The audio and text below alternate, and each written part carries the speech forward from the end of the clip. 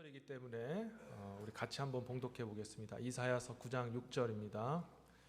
시작. 이는 한 아기가 우리에게 낳고 한 아들을 우리에게 주신 바 되었는데 그 어깨에는 정사를 메었고 그 이름은 기묘자라 모사라 전능하신 하나님이라 영존하시는 아버지라 평강의 왕이라 할 것임이니라. 아멘. 자, 오늘은 우리에게서 난 아기라는 제목으로 말씀 전하겠습니다. 잠시 기도하겠습니다. 성령님, 이 시간에 하나님 우리의 귀를 열어주시고 또 마음을 열어주셔서 주의 말씀을 알아듣게 하시고 또 말씀 속에 계시된 예수 그리스도를 깨달아 하나님 앞에 감사와 찬양과 영광 올려드리는 복된 시간 되게 하여 주시옵소서. 예수 그리스도 이름으로 기도합니다. 아멘. 우리가 성탄절을 이제 맞아서 말씀 속에 계시된 예수 그리스도의 예언의 말씀을 통해서 우리 구주로 오신 예수님이 어떤 분이신가를 지금 살펴보고 있습니다. 하나님께서 이 세상 우주 만물을 창조하시고 나서 하셨던 말씀이 무엇인가요? 말씀으로 창조하신 다음에 참 심히 좋았다라고 이렇게 말씀하셨습니다. 완벽하시고 완전하신 하나님께서 참 좋았다, 그것도 심히 좋았다라고 말씀하시는 것은 만드신 모든 피조물, 특히 인간을 향해서 너무너무 만족스럽다라는 것을 이제 표현을 하신 것입니다. 그런데 이렇게 하나님의 형상과 하나님의 모양으로 그 자체가, 존재 자체가 하나님께 영광이 되었던 인간이 이 사탄의 미혹을 들어서 어떻게 되었습니까? 하나님께 불순종하는 죄를 저지르게 됩니다. 사탄도 먼저 하나님 앞에 창조되어진, 원래는 찬양하는 자였는데 찬양하는 천사가 자기가 보니까 자기가 하나님만 넘어서게 되면은 이 모든 영광을 자기가 받을 텐데라고 생각해서 감히 피조물인 그런 위치에 있는 자가 하나님 앞에 대적하여 하나님의 영광을 가로채려고 했던 것입니다. 그때에 하나님께서는 이 타락한 천사를 하나님께 심판하시고 그 심판받은 그 천사는 결국에는 사탄이 되어서 이 땅에 뱀으로 떨어지게 된 것이죠. 그래서 이 뱀이 된 이 사탄은 결국에는 인간을 미혹하여서 그 인간도 똑같이 자기와 같이 하나님 앞에 범죄하여 심판과 저주 가운데 있게 하려고 그들을 미혹한 것입니다. 자기가 했던 그 똑같은 그 마음을 그들의 마음속에도 집어넣어서 너희도 이 선악을 알게 하는 나무 실과를 먹으면 결국에는 하나님처럼 될 것이다 라고 충동질합니다. 결국에는 안타깝게도 이 말을 들은 아담과 하와가 사탄의 말을 듣고 선악을 알게 하는 나무 실과를 먹게 되어 결국 하나님 앞에 범죄하고, 그로 인하여 이 인간에게도 하나님의 그 저주와 심판이, 그리고 인간이 다스렸던 모든 만물에도 똑같이 저주와 심판이 임하게 되었던 것입니다. 하나님께서는 이 모든 만물을 창조하실 때 너무너무 기뻐하시면서 너무 만족스럽다라고, 그렇게 너무 기쁘다라고 말씀하셨던 그분이 인간과 그 모든 만물을 쉽게 포기하실 수는 없었습니다. 그래서 하나님께서는 그 모든 인간과 만물을 회복할 수 있는 그 구원의 방법을 주님께서 준비해 두셨는데, 그 방법이 무엇입니까? 바로 하나님의 아들이신 예수 그리스도를 이 땅 가운데 보내주신 것인 줄 믿습니다. 하나님의 아들 예수 그리스도를 이 땅 가운데 보내주심이 우리에게 왜 소망이고 이 모든 인간의 죄악과 그리고 절망과 심판을 우리에서 건져내 주실까? 자, 인간의 범죄와 그로 인한 타락의 문제를 해결하기 위해서는 네 가지 문제가 해결되어야 됩니다. 첫 번째는 인간이 지은 이 죄의 문제가 해결이 돼야 됩니다. 죄가 이제는 없어져야 되고, 두 번째로는 죄로 인해서 주어진 인간의 그 심판, 결국에는 죽음, 그리고 세상의 그런 멸망에 대해서 이 문제가 해결돼야 됩니다. 세 번째는 인간을 미혹한 이 사탄이 하나님 앞에 심판을 받아야 되고요. 마지막은 이 인간, 다시 주님께 용서받은 인간이 어떻게 주님께 회복될 것인가. 이 네 가지 문제가 회복되어질 때, 해결되어질 때 완전한 구원이 이루어지는데, 놀랍게도 하나님께서는 이 구원을 예수 그리스도를 이 땅 가운데 육체를 입으시고 보내심으로, 그리고 그를 십자가에 달려 죽게 하심으로 인해서 그 모든 네 개의 난제를 해결하셨다라는 것입니다. 죄의 문제는 어떻게 해결하셨을까요? 예수께서 십자가에 달려 죽으실 때 예수의 육체의 모든 인류의 죄와 함께 십자가에 달려 죽게 하시는 그런 일을 통하여서 죄의 문제가 해결된 줄 믿습니다. 예수께서 십자가에 달려 죽으실 때 그의 육신만 죽으신 것이 아니라 예수께서 모든 인류의 그 죄, 세상에 있는 모든 죄를 다 그 어깨에 짊어지시고 죄와 함께 죽은 것입니다. 그래서 죄가 예수 안에서 다 사라지고 다 무너진 줄 믿습니다. 인간의 죽음과 만물의 이 멸망은 또 어떻게 해결되었습니까? 이 죽으셨던, 육체 가운데 죽으셨던 그 예수 그리스도, 죄와 사망 가운데 계셨던 그 예수 그리스도께서 하나님의 권능으로 다시 부활하셨습니다. 그 육체로 부활하셨기에, 영으로 부활하신 것이 아니라 그 육신으로 있고 육신으로 부활하셨기 때문에 예수 그리스도 안에 있는 저와 여러분, 육체를 가진 저와 여러분들도 나중에 죽어도 다시 사는 줄 믿습니다. 사망이 예수 그리스도의 부활로 여러분 무너지게 된 것입니다. 셋째, 예수님의 부활하심으로 인해서 사탄의 모든 심판이 시작이 되었습니다. 창세기 3장 15절 말씀 여러분 다 아시는 말씀인데, 내가 너로 여자와 원수가 되게 하고 너의 후손도 여자의 후손과 원수가 되게 하리니 여자의 후손은 내 머리를 상하게 할 것이요 너는 그의 발꿈치를 상하게 할 것이니라 하시고 라고 말씀하셨어요. 인간을 범죄하게 만든 사탄, 하나님이 심판하셔야 마땅합니다. 자, 그럼 언제 심판하셨을까? 주님께서 말씀하시기를 여자의 후손이 너의 머리를 밟을 것이다. 뱀의 머리를 밟는다라는 것은 뱀이 죽는다라는 것을 의미합니다. 뱀에게 있어서 머리를 밟히는 것은 치명상입니다. 근데 그 치명상을 입히는 그 뱀을 향한, 사탄을 향한 하나님의 심판이 언제 시작되느냐? 바로 그 여자의 후손의 뒤꿈치가 물릴 때, 여러분, 사탄이 예수님이 돌아가셨을 때는 자기가 이겼다고 승리했을 것입니다. 예수가 오히려 치명상을 입었다, 예수의 머리가 깨졌다라고 생각했을 것입니다. 하지만 그것은 사탄의 오산이었습니다. 하나님께서 죽으셨던 예수 그리스도를 살리심으로 예수 그리스도의 죽음이 치명상이 아니라 그저 발꿈치가 물리는 정도로 끝나고 말았습니다. 이것은 사탄에게 무슨 의미입니까? 하나님께서 창세기 3장 15절에 말씀하신 것처럼 너의 머리가 밟히는 그날이 바로 오늘이다. 그래서 예수 그리스도가 부활한 날이 이 사탄이 머리가 밟힌 날인 줄 믿으시기를 바랍니다. 지금은 사탄이 마치 살아 역사하는 것처럼 보입니다. 그 이유는 사탄이 머리를 밟혔고 치명상을 입었지만 이제 마지막 사탄을 향한 하나님의 마지막 심판이 남아있기 때문입니다. 예수 그리스도께서 이 땅에 다시 재림하시는 그때에 사탄과 그를 따랐던 모든 악의 영들과 그리고 또 사탄과 함께 하나님을 대적하고 예수 그리스도를 믿지 않았던 많은 불신 영혼들이 그들과 함께 마지막 머리를 밟히는 불못에 떨어져서 영원한 심판을 받게 되는 그날이 예수 그리스도 재림날 오는 줄 믿으시기를 다시 한번 주의 이름으로 축원합니다. 여러분, 사탄은 예수 그리스도에게 머리를 밟힌 줄 여러분 믿어야 하는 것입니다. 여러분, 또 뿐만 아니라 예수 그리스도의 부활하심으로 인해서 우리가 어떻게 구원을 얻게 될지를 우리가 알게 되지 않았습니까? 예수께서 죽으셨으나 부활하심으로 부활하게 되었을 때 어떻게 되었습니까? 그의 그 몸이 영화롭게 되셨습니다. 영광스러운 몸이 되시고 빛나는 몸이 되시고 완벽한 그런 육체를 입으시고 어떻게 되셨어요? 하늘로 부활 승천하셨습니다. 그리고 영광의 주님, 우리 아버지 하나님 계신 그 보좌 우편에 앉아 계십니다. 이것이 의미하는 바가 무엇입니까? 예수 그리스도를 믿는 저와 여러분들도 예수님과 같이 한번 죽으나 예수와 같이 부활하고 부활하게 될 때 영화로운 몸을 입어서 하나님과 함께 같이 그 영화로운 그 하나님의 나라에서 예수님과 함께 영원히 살게 된다는 것을 말씀하는 것입니다.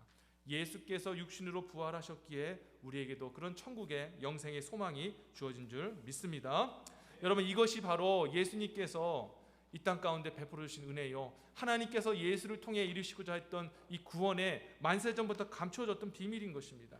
사도 바울은 이 구원의 비밀을 예수 그리스도의 이 죽음과 부활을 통하여서 깨닫게 된 뒤에 얼마나 감격했는지 고린도전서 2장 7절에서 이렇게 고백을 했습니다. 오직 비밀한 가운데 있는 하나님의 지혜를 말하는 것이니 곧 감추었던 것인데 하나님이 우리의 영광을 위하사 만세절에 정하신 것이라. 아멘. 우리는 그 예수 그리스도의 십자가의 복음에 대해서 이미 듣고 보고 알아서 우리가 그것을 복음을 소유하고 있지만, 예수님 오시기 전에 있었던 그 하나님의 종이었던 아브라함, 그리고 또 모세, 다윗, 이사야 같은 그런 하나님의 신실한 종들, 그들은 심지어는 하나님과 직접 대면하여 대화를 했던 사람들입니다. 그런데 이런 대화를 했던 이 사람들이 하나님께서 만세전부터 계획하신 구원의 계획, 예수 그리스도의 죽으심과 부활을 통하여서 이루시고자 했던 그 구원의 계획을 알지 못했다라는 것입니다.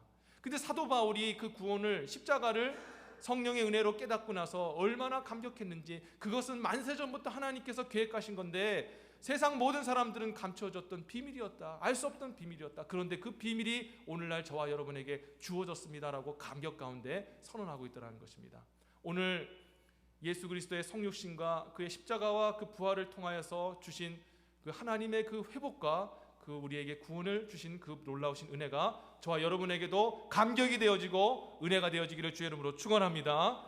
여러분, 우리 그리스도인들은 이 십자가의 감격에 여러분 마음이 떨려야 될 줄 믿습니다. 하나님의 은혜가 임하여서 오늘 들리는 이 십자가의 복음이 진짜 여러분에게 감격이 되어지기를 진심으로 바랍니다.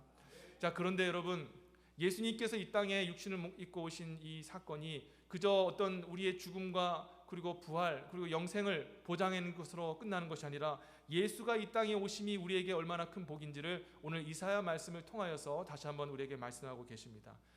저 멀리 있는 천국에 대한 이야기가 아니라 오늘을 살고 있는 저와 여러분에게 이 예수 그리스도의 오심이 어떤 은혜가 되어지는지를 이사야 말씀을 통해서 우리에게 전하고 계신 것이죠.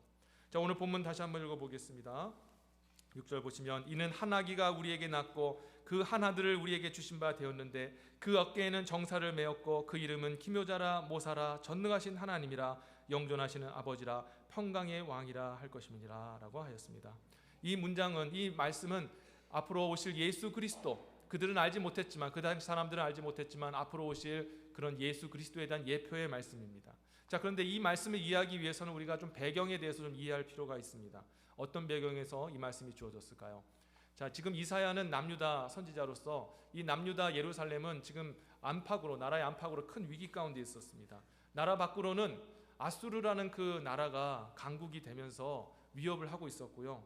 그리고 그 위에 있는 북이스라엘과 암몬이라는 나라가 연합을 하여서 지금 남유다를 지금 위협하고 있는 상황이었습니다. 원래 북이스라엘과 암몬이라는 나라는 역사적으로 계속해서 싸웠던 원수 같은 나라였습니다. 함께 할 수 없는 나라였는데, 근데 그들에게 똑같이 아수르라는 대적이 생김으로써 이 북이스라엘과 아람이라는 나라가 연합국을 조성을 했습니다. 자, 그런데 아무래도 아수르라는 그 나라가 강성하기 때문에 이 북이스라엘과 이 암몬 이 연합군이 힘이 부족했던 것 같습니다. 그래서 남유다 왕이었던 그 당시 아하스 왕에게 말하기를 우리 같이 합하여서 우리 아시리아를 좀 대적하자라고 얘기를 합니다. 그런데 그 당시에 왕이, 남유다 예루살렘의 왕이 있었는데 그 왕이 아하스 왕이었는데요. 그 아하스 왕이 하나님의 말씀에 의하면 너희는 아수르를 믿지 말라, 아수르에 대해서 무릎을 꿇지 마라, 내가 너희를 보존하고 구원할 것이다 라는 그런 회복의 메시지, 구원의 메시지를 주셨음에도 불구하고 이 아하스 왕은 화친 정책을 쓰게 됩니다. 결국에는 하나님 말씀에 불순종하게 되었던 것이죠. 그로 인해서 이 남유다 예루살렘은 아수르하고 큰 문제는 없었습니다. 그 모습을 보고 이 북이스라엘과 암몬의 연합군은 자기가 아시리아를 치게 될 때 지금 아수르하고 화치는 가운데 있는 이 남유다가 밑에서 치고 오면 어떻게 할까 두려운 마음으로 오히려 그들의 창과 칼의 그 모든 방향을 바꿔서 남유다를 침범하게 이르게 된 것입니다.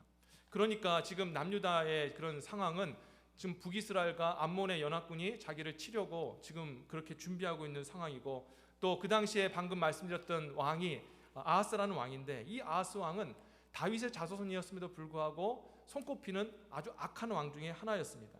남유다의 12대 왕이었던 이 아하스 왕은요, 하나님께서 가장 싫어하는 것 중에 하나인 사람을 제사로 드리는 인신 제사를, 그것도 그 아들을 그 우상에게 불태워 드리는 인신 제사를 행했습니다.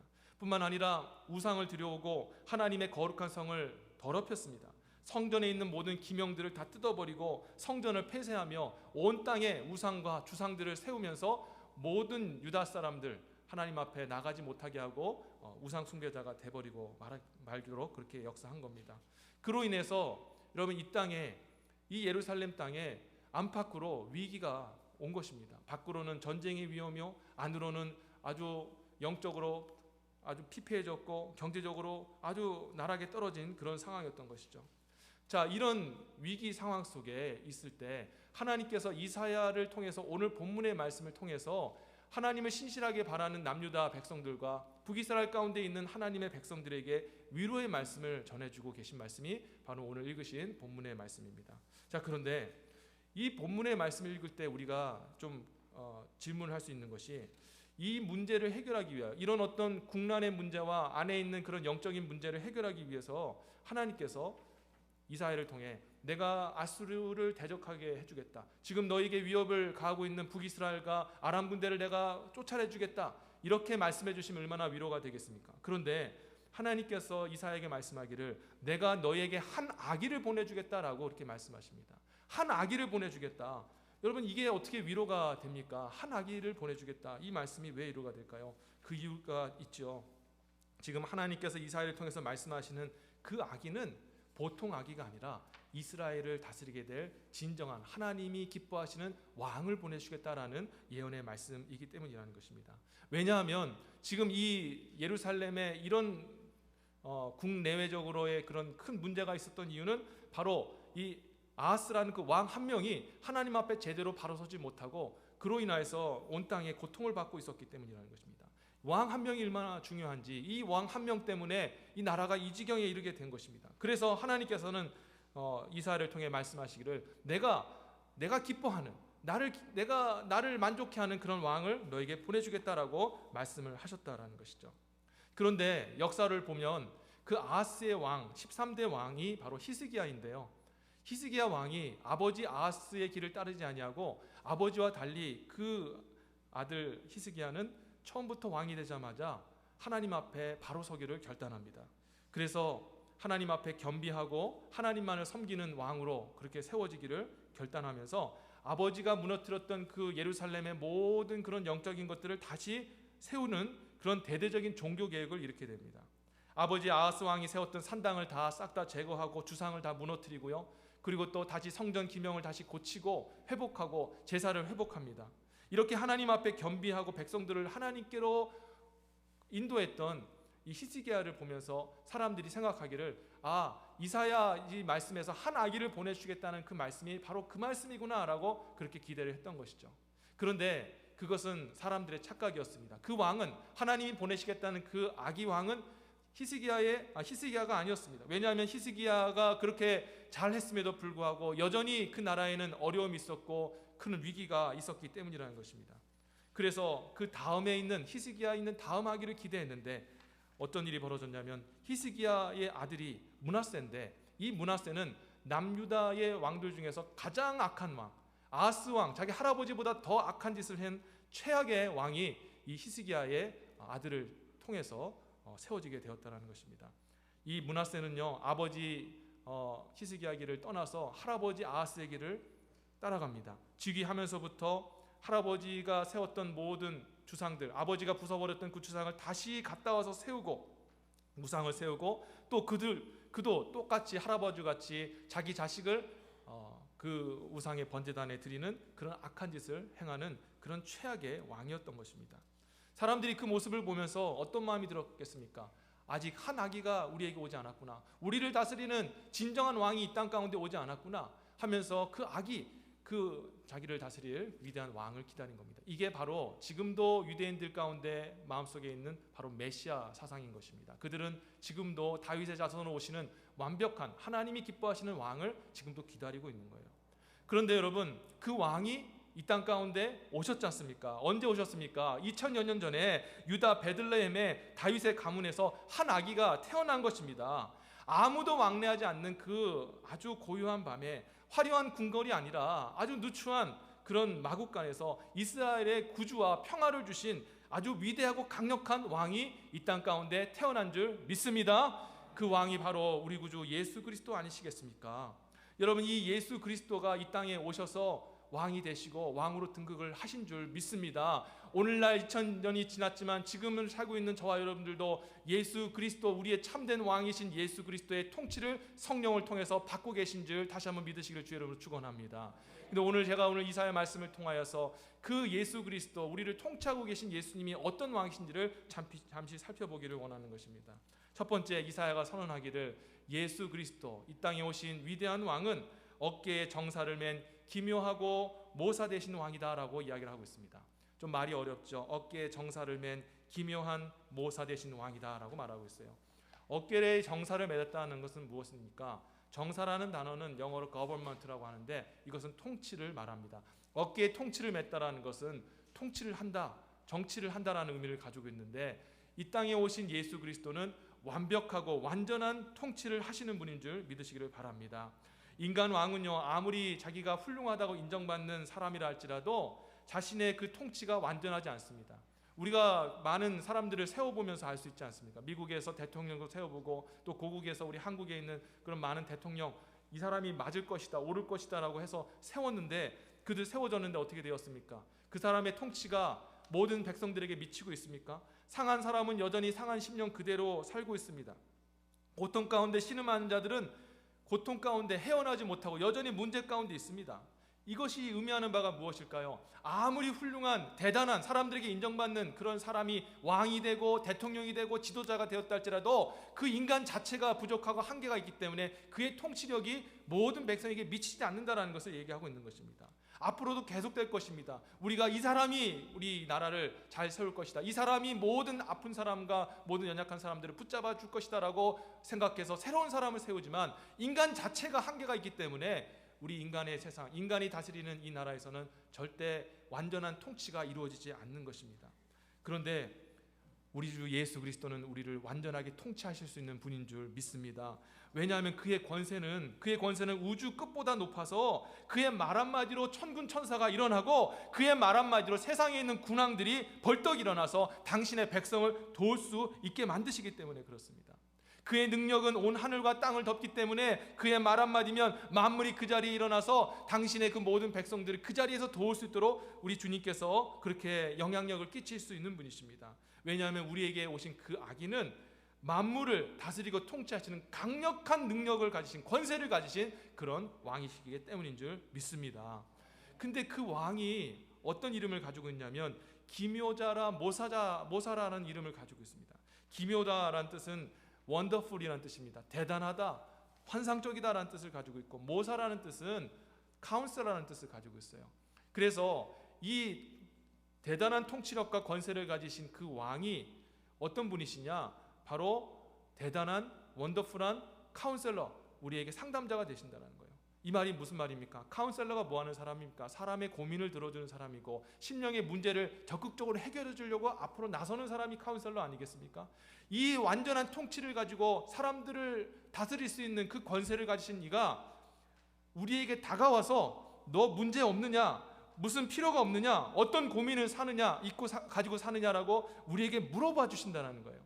보통은 나라의 왕이 세워지고 대통령이 세워지게 되면 문제 있는 백성들이 찾아가서 나 이런 문제가 있습니다, 그러면 이거 해결해 주세요. 그런 해결이 안 되면 뭐 별의별 방법을 동원해서 그 대통령과 지도자의 그런 정치를 움직이려고 그렇게 하지 않습니까?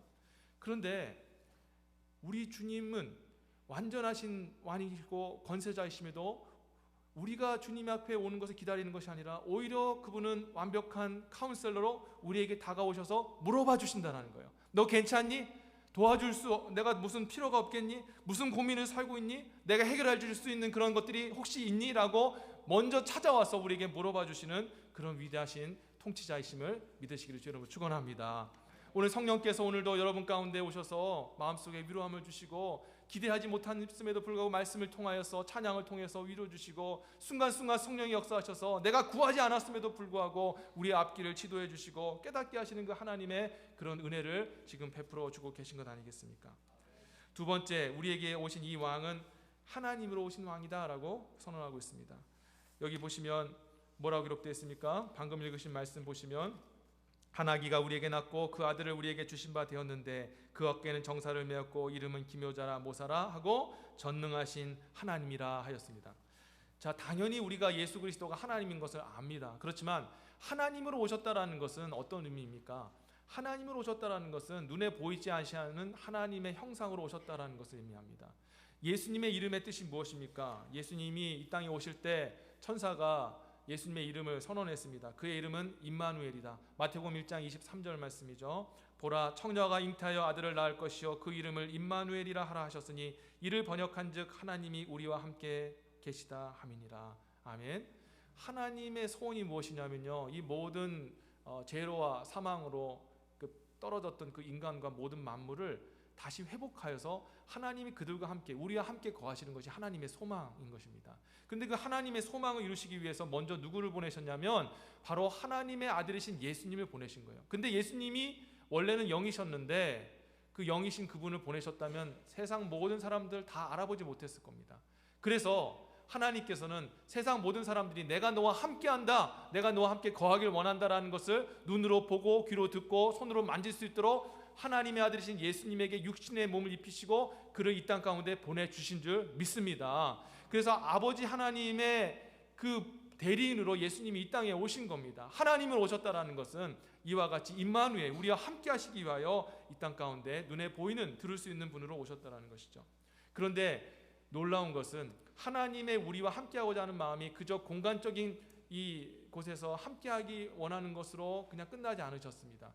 예수님이 살아계셨을 당시에, 그리고 같은 시대에 더 많은 지역에서 똑같은 사람들이, 더 많은 사람들이 살았을 텐데 그 사람들은 예수님을 보지 못했습니다. 심지어는 같은 이스라엘 땅에서도 예수님이 사역하시던 것과 멀리 떨어졌던 곳에는 예수님을 바라보지 못했습니다. 만지지 못했습니다. 듣지 못했습니다. 그 이유가 무엇입니까? 예수님이 한계 있는 이 육신으로 오셨기 때문이라는 것입니다. 우리 하나님은 우리와 함께하는 그 마음을 거기에서 멈추기를 원치 않으셨습니다. 우리 하나님이 원하셨던 것은 무엇입니까? 모든 인류에게 같이 동시에 심령에 들어가셔서 함께 하시는 것입니다. 성령을 보내주시기 위해서 우리 예수님을 먼저 보내주신 거예요. 왜? 성령을 우리 가운데 보내시려면 저와 여러분 마음속에 있는 죄가 없어져야 되지 않겠습니까? 성령은 거룩하신 영이기에 이 죄가 없어야 성령이 들어가시는데, 이 죄의 문제를 해결하시기 위해서 예수님을 저와 여러분 가운데 먼저 보내주신 줄 믿습니다. 예수께서 십자가에 달려 죽으심으로, 죄와 함께 죽으심으로 우리가 예수 안에 있을 때 다 죄 용서함을 받고 그로 인하여 거룩한 자가 되어 성령님을 받게 된 줄 믿습니다. 그로 인하여서 하나님이 그토록 소망하셨던 우리와 함께하고자 하는 임마누엘의 그 소원이 성령을 통해서 지금 이루어진 것이죠. 자, 세 번째로는 예수님은 영존하시는 아버지라 하였습니다. 여러분, 영존이라는 말은 어떤 뜻이냐면 영원히 존재한다는 뜻을 가지고 있습니다.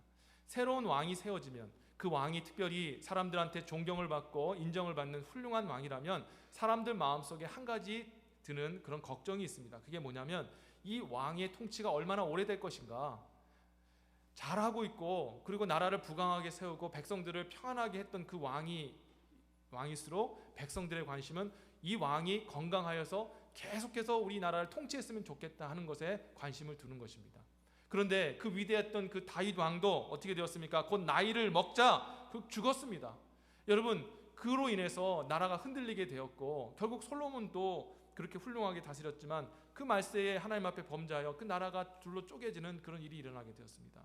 여러분, 어떤 나라든 간에 훌륭한 사람이 세워진다 할지라도 지도자가 온전히 서 있지 못하면 그 나라의 흥망성쇠가 갈리게 되어 있는 겁니다. 그런데 오늘 우리에게 오신 그 왕은 어떤 왕이라고 하십니까? 영존하시는 왕이시다라고 하고 있습니다. 이 말은 우리에게 어떤 말씀입니까? 그 예수 그리스도가 다스릴 때 몇 년 다스리고 몇십 년 다스리고 끝나는 것이 아니라 영원토록 다스리게 될 것이다라는 것을 말씀하고 있는 거예요. 예수가 영원히 다스리게 되면 예수가 다스림으로 우리에게 주어졌던 그 복도 영원토록 보장이 된다는 것을 의미하는 줄 믿습니다. 우리에게 주신 그런 영생들, 우리에게 주신 하늘의 그런 영광과 축복들이 영원하신 왕이 통치하는 한 우리에게 계속 주어진다는 것입니다. 여러분, 얼마나 소망이 되시는 그런 메시지입니까? 그런데 그 영존하신 왕이 어떤 분이시냐? 우리의 아버지 되신다라고 말씀하셔요. 예수님은 우리의 아버지이십니다. 아버지는 누구입니까? 아버지는 우리를 보호하는 자요, 후원하는 자입니다. 자기 생명을 던져서라도 반드시 그 자녀를 지키고 보호하고 후원하는 존재가 바로 아버지이신 것입니다. 영존하시는 이 우리에게 영원한 그런 영생 복락을 보장해 주시는 그분이 우리 아버지 같은 분이셔서 아버지의 마음으로 우리를 통치하고 계시다는 것, 여러분 얼마나 든든합니까? 마지막으로 이사야 선지자는 이 땅에 오신 왕이 평강의 왕이라고 선언하고 있습니다. 여러분, 평화, 평강, 이것이 무엇입니까? 어떻게 이것을 지킬 수 있습니까? 이 땅의 세상의 군왕들도 사람들에게 얘기합니다. 제가 왕이 되면, 제가 통치자가 되면은 이 땅의 평화를 내가 반드시 성취하겠습니다. 여러분, 여러분 아프리카 부족에 있는 한 부족장에 한번 물어보세요. 당신의 소망이 무엇입니까? 저는 부족장으로서 제가 다스리는 이 부족원들이 평화했으면 좋겠습니다. 다른 부족에게 어떤 침범을 당하거나 공격당하지 않고 평화롭게 안정하게 사는 것이 내가 부족장이 된 이유라고 그렇게 얘기할 겁니다. 여러분, 그뿐만 아니라 많은 그런 지도자들, 세계의 사람들 얘기 한번 들어보십시오. 다 평화를 얘기합니다. 평화를 유지하길 원합니다. 그런데 그들이 평화를 외치면서 한편으로 준비하는 게 무엇입니까? 여러분, 총과 칼과 대포와 미사일을 준비하고 있는 거예요. 여러분, 왜 그렇습니까? 세상의 평화는요, 여러분, 인간은요 세상에서 평화할 수 없는 존재예요. 왜냐하면 평화라는 것은 언제 이루어지냐면 서로 완벽한 만족을 할 때 평화가 주어지거든요. 나도 만족하고 당신도 만족할 때, 그로 인해서 서로 싸울 이유가 없을 때 모든 사람들이 평화할 수 있는 것입니다. 그런데 인간의 세상에 평화가 어떻게 있습니까? 다 만족하지 못하는 것입니다. 어느 한 사람이 이익을 얻으면 다른 사람은 포기해야 되고, 어느 사람이 얻으면 또 다른 사람은 잃어버리게 되어 있는 겁니다. 여러분, 지금 저 멀리 러시아와 우크라이나가 지금 그렇게 지금까지도 그렇게 수많은 사람이 죽음에도 불구하고 싸움을 끝내지 못한 이유가 무엇입니까? 지금 눈앞에 있는 한 치의 땅을 조금이라도 자기가 더 갖기 위해서 그렇게 치열한 싸움을 아직도 하고 있는 것입니다. 세상에 일어나는 모든 전쟁들 보면, 싸움을 보면 이와 같이 내가 더 좀 더 취할 것이다, 내가 더 누릴 것이다 라는 그 마음속에서 전쟁을 끝이지 않는 것입니다. 세상에 평화가 없는 거예요. 그런데 오직 예수님만이 우리에게 평화를 주실 수 있는 분임을 믿습니다. 왜냐하면 예수님은 만물의 창조자요 만물의 근원이시며 모든 사람들에게 모든 것들을 충만하게 공급해 줄 수 있는 자원을 베풀어 주시는 유일한 분이시기 때문인 줄 믿습니다. 오직 그분이 오셔서 모든 사람에게 정말 싸우지 않을 정도로 모든 것을 공급해 주시고 충만하게 베풀어 주실 때, 그때에 우리 가운데 평화가 오는 것입니다. 여러분, 그래서 그 예수님만이 우리에게 평화를 주실 수 있는 분, 그분이 바로 이 땅에 오신 예수님이신 것입니다. 놀라운 것은 예수님이 2000년 전에 이 땅에 오셨고, 그리고 더욱더 감사한 것은 그가 어른으로 오신 것이 아니라 아기로 이 땅 가운데 오셨다는 것을 말씀하고 있습니다. 이사야 방금 읽으신 9장 6절 말씀에 보면 한 아기가 우리에게 낳고 하면서 그 오실 왕이 어른이 아니었고 아기로 이 땅에 태어났다라고 아기라고 강조를 하고 있습니다. 그럼 왜 아기라고 강조할까? 그 이유가 있죠. 하나님께서 예수님에게 육신을 주실 때 성인의 모습으로 바로 이 땅에 오시게 하신 것이 아니라 아기부터 그렇게 아기의 시간을 겪게 하신 것은 우리 모든 인간의 그 희노애락과 삶을 미리 경험하게 하셔서 우리를 진심으로 불쌍히 여겨주시고 긍휼히 여겨주시기 위하여 그리 하셨다라는 것을 여러분이 아셔야 합니다. 히브리서 4장 15절에 보면 히브리 기자가 이렇게 선포했습니다. 우리에게 있는 대제사장은 우리 연약함을 체휼하지 아니하는 자가 아니요 모든 일에 우리와 한결같이 시험을 받은 자로 돼 죄는 없으시니라. 아멘. 예수님은 우리의 연약함을 체휼한대요. 체휼한다는 것은 이해하신다, 공감하신다라는 뜻을 가지고 있습니다. 우리 주님은 우리의 모든 것을 다 공감하실 수 있는 분인 줄 믿습니다. 성도님들이 이렇게 얘기하죠. 아니, 어떻게 하늘에 계신 분이 어떻게 우리의 인생의 모든 것을 다 알고 계십니까? 예수님이 제가 지금 당한 고통을 다 알고 계십니까? 여러분, 우리 가족은 우리를 이해하지 못해요. 여러분, 부부 사이에서도 여러분 이해가 되지 않는 경우가 얼마나 많이 있습니까? 내가 남편에게, 아내에게 내 속 이야기를 얘기를 했습니다. 난 이런 마음을 가지고 얘기했는데, 여러분, 남편이 또 아내가 그 마음을 100% 이해해서 공감하면서 아, 그런 뜻이었구나 라고 얘기한 적이 얼마나 있습니까? 물론 그런 적도 있겠지만 대부분 이야기를 들으면 화가 납니다. 아니, 이 사람이 아직도 내 말이 무슨 뜻인지 이해를 못하는구나, 내 마음을 이해하지 못하는구나. 그것은 나를 낳아준 부모도 마찬가지 아니겠습니까? 여러분이 자라면서 10대 때 이런 부모에게 마음을 열어서 고민을 얘기를 했어요. 근데 부모님이 아, 그랬구나, 네가 이런 문제 때문에 힘들어하는구나, 그렇게 얘기했습니까? 너 왜 그런 생각을 갖냐, 잘못된 거야 하면서 야단치기 바빴죠. 여러분도 그러지 않습니까? 자녀들이 여러분의 인생의 문제를 가져와 들어왔을 때 뭐 그런 거 가지고 고민하냐, 그런 건 그렇게 생각하는 게 아니야 하면서 여러분 아이들의 생각을 그렇게 잘라버린 적이 없지 않습니까? 부모도 자녀를 이해를 못하고 자녀도 부모를 이해를 못하는 것입니다. 심지어 사랑하는 그런 남편과 아내 사이에도 완전한 이해가 되지 못합니다. 왜? 그 사람을 경험하지 못했기 때문에, 그 인생을 살아보지 못했기 때문이죠. 그러나 아기로 오신 예수 그리스도는 우리 인간의 모든 그 과정을 다 몸으로 겪으신 분인 줄 믿으시기를 바랍니다. 심지어 인간이 그렇게 두려워하는 죽음, 예수님이 그냥 죽으셨습니까? 사고로 죽으셨습니까? 예수께서 죽으신 것은 계획 가운데 그 자기의 죽음을 알고 걸어가신 죽음입니다. 세상에서 가장 고통스러운 죽음이 무엇입니까? 내가 죽을 것을 알고 걸어가는 고통이, 그 죽음이 그 고통 아니겠습니까? 그것도 아파서, 예를 들어서 내가 갑자기 암 선고를 받았어요. 이제 3개월밖에 못 사는데 충격이죠. 그런데 그것은 납득이 되는 죽음입니다. 내가 몸이 아프기 때문에 죽게 된다, 받아들일 수 있어요. 근데 예수님의 죽음은 어떤 죽음입니까? 완전한 그런 타발적인 죽음, 정해진 죽음인 것입니다. 십자가를 반드시 져야만 하나님의 뜻이 이루어지는, 그 누구도 그 십자가의 죽음을 감당할 수 없고 오직 오롯이 예수님만이 걸어가셔야 되는 그 길을 예수님께서는 걸어가신 거예요. 예수님만이 우리 모든 인간의 위로자 되실 수 있는 분임을 믿으시길 주 여러분 축원합니다. 남편도 위로자 못 돼요. 그리고 가족도 위로자 못 돼요. 목사도 위로 못 돼주고 우리 장로님도 우리 권사님도 위로자 못 되는 겁니다. 오직 예수 그리스도만이, 악의로 오신 예수 그리스도, 그리하여 십자가에 그렇게 죽으신 예수 그리스도만이 저와 여러분들을 위로하실 수 있는 참 위로자 되심을 믿으시기를 다시 한번 주 여러분 축원합니다. 그분이 우리에게 왕으로 오셨다라는 거예요. 그분이 이 땅에 오셔서 그 마귀와 사탄과 그 악의 권세에 우리가 감당할 수 없는 그 앗수르의 대적과 같은 그런 강력한 권세에 맡아서 내가 너희의 왕이 되어서 그들에게서 너희를 보호하고 지켜줄 것이며, 내가 영원히 존재하는 한 내 안에 있는 너희들이 평화를 누리고 기쁨을 누리며 영광 가운데 살게 될 것이다 하고, 우리 예수님께서 우리 앞에서 딱 하고 왕처럼 서주시겠다고 약속하신 말씀이 바로 오늘 이사야 9장 6절의 말씀이라는 것입니다. 오늘 그 예수 그리스도, 이 땅 가운데 오신 그 예수 그리스도를 여러분 진심으로 감사하고 그 예수 그리스도를 보내주신 아버지 하나님 앞에 감사와 찬양과 영광 올려드리시는 저와 여러분들 주 여러분 축원합니다. 예수의 이 십자가의 은혜, 여러분 너무나 놀랍지 않습니까? 저는 여러분이 오늘 이 말씀을 듣고 여러분 안에 이 십자가의 감격이 막 흘러나오길 정말 소망합니다. 이 십자가의 나의 은혜, 정말 나에게 이런 은혜를 베풀어 주시고, 수많은 사람들 중에서 내가 도대체 무엇이간데 나를 선택하여 그 하나님의 백성이여 예수 그리스도의 십자가의 보혈 아래 나를 이끌어 주셨는지, 여러분 그것이 여러분에게 깨달아지고 감격이 되어지는 그런 저와 여러분이 되시기를 진심으로 바랍니다. 이제 말씀을 맺겠습니다.